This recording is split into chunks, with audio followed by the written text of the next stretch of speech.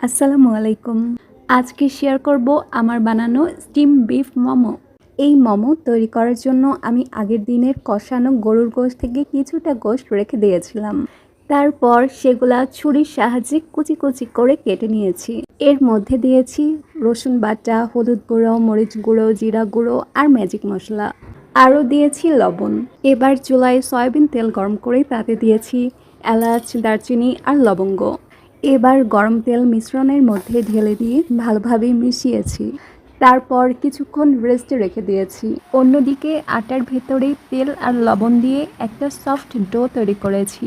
এরপর বড় একটা রুটি বেলে স্টিলের গ্লাসের সাহায্যে ছোট ছোট রুটি কেটে নিয়েছি। এবার প্রতিটি রুটির ভেতরে অল্প অল্প করে পুর দিয়ে খুব সুন্দর মোমোর শেপ দিয়ে নিয়েছি।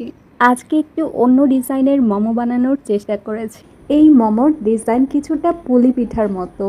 তারপর দুই পাশ একসাথে লক করে দিয়েছি। এবার চুলায় হালকা তেল দিয়ে চামচের সাহায্যে তেল ব্রাশ করে নিয়েছি। তারপর একে একে মোমোগুলো বসিয়ে দিয়েছি। একটু কালার চলে আসলে ভেতরে সামান্য পানি দিয়ে ঢাকনা দিয়ে ঢেকে দিয়েছি স্টিম হওয়ার জন্য।